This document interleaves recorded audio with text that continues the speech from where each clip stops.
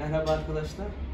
Bugün size Leica TS16 cihazından içeriye dosya alma ve dışarıya dosya aktarmayı göstereceğim. Yaklaş. Öncelikle bilgisayarı göster. Flash belleğimizi bilgisayara taktıktan sonra bu şekilde dosyalarımız var. TXT veya NCN atacağımız dosyaları datanın içine kopyalıyoruz. Ben buraya bir tane örnek data yaptım. Bakalım. Gördüğünüz gibi başta numara, boşluk, Y koordinatı, X koordinatı ve kod. Bu şekilde. Flash belleğimizi aletimize takalım.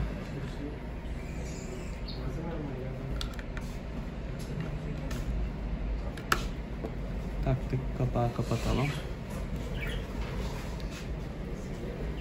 Burada herhangi bir dosyanın üzerinde üstüne tıklayarak veri al kısmından datamızın hangi formattaysa o formatı seçerek alıyoruz. Biz burada aşçı formatını, yani TXT formatında olduğu için aşçıyı seçiyoruz. Dosyamız direkt gözüktü zaten datada olduğu için. Burada dikkat etmemiz gereken, üstüne tıkladığımız dosyanın içine mi yoksa yeni bir dosya mı oluşturacağız? O önemli.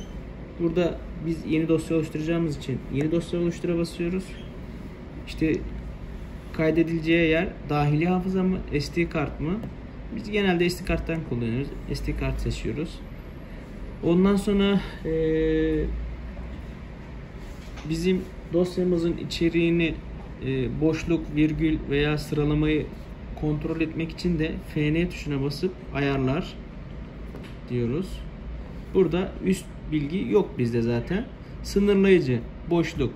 Bu Excel'den kopyalarsanız tab şeklinde oluyor. Veya virgül yapabilirsiniz. Boşluksa boşluk yapabilirsiniz. Burada önemli olan sizin dosyanızın içindeki datanın sınırlayıcısı ne olduğu. Bizimki boşluk. .no birinci sırada, zaten burayı da göster. Birinci sırada .no, ikinci sırada Y, üçüncü sırada X, dördüncü sırada kod. Burada da aynı şekilde birinci sırada .no, ikinci sırada, burada değiştirelim hemen. İkinci sırada Y'miz var. Üçüncü sırada 3'e gelelim. Üçüncü sırada X'imiz. Z'de de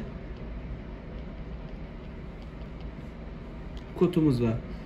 Kod olarak da, yani 5. seçenek olarak kodlu da olabilir. İşte kolondu, işte perdedi, sonuna yazılabilir. O şekilde de alınabilir. Bunları seçtikten sonra zaten alt kısımda gösteriyor. Point, Earth, East, North ve Height olarak, yani İngilizce olarak yazmışlar buraya. Boşluk olarak da görebiliyorsunuz. Buna tamam diyoruz bir kere.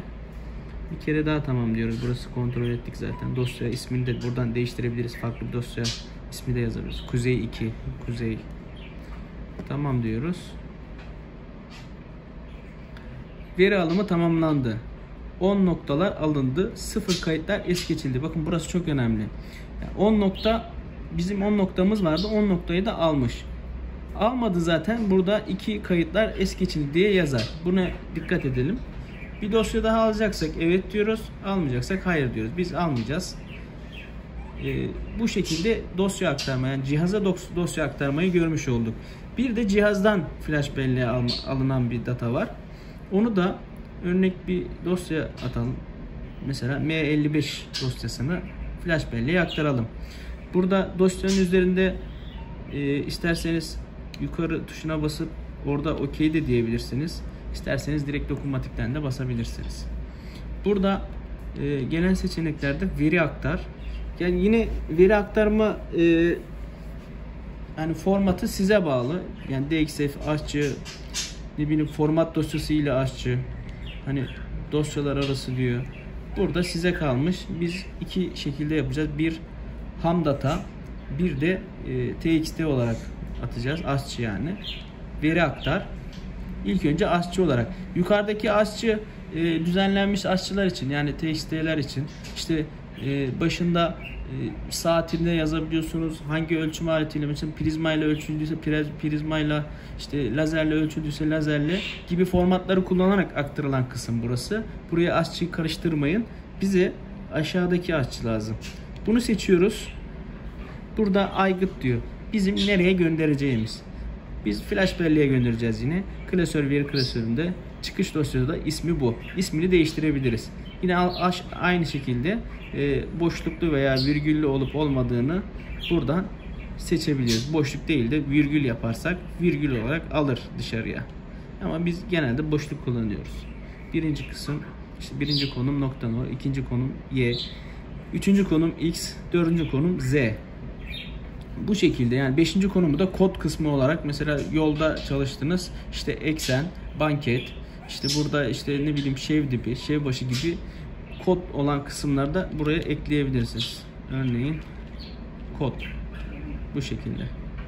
Ama şu an gerek yok tabi. Buna tamam diyoruz. Tekrar tamam dediğimizde aktarım başarılı. Export of data from.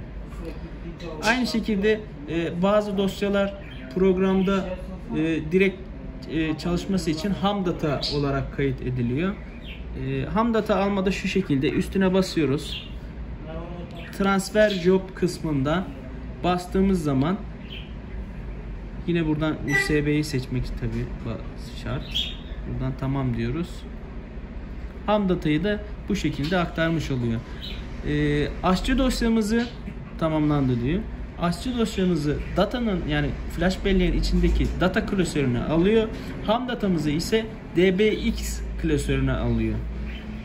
Ayrıca bazı ham datalar bu menüde olmayabiliyor, ham data transferi. Onu da şu şekilde gösterelim. Ayarlar. Buradan araçlar. Buradan kullanıcı nesneleri aktarma kısmına geliyoruz.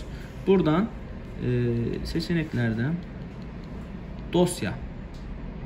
İşte bizim hangi dosyamız? M55 veya farklı bir dosya atalım. Seçelim. Tabii bu seçili olduğu için bunu atıyor sadece şu anda. USB buradan buraya. Tam tersi bize. Dahiliden USB'ye olsun. Evet, burada dosyalarımızı tekrar seçebiliyoruz. Örnek dosyamız ne olsun? İşte Kırım 12. ayın demiş. Buradan USB'ye veya SD karttan dersek 001 nolu dosyayı mesela aktaralım. USB diyor. Seçilen türünün tüm nesnelerini aktar dersek bütün dosyalara aktarır. SD karttaki bütün dosyaları. Ama bize gerek yok. Sadece bağlı dosyaları aktar desek yeterli bize. Buna tamam dediğimiz zaman bu da aynı şekilde ham datayı aktarmış oluyor. DBX klasörüne. Aktarım başarıyla tamamlandı. Başka bir aktarmak istiyor musunuz? Hayır diyoruz. Buradan şimdi flash belleğimizi çıkaralım. Çekiyoruz nazikçe.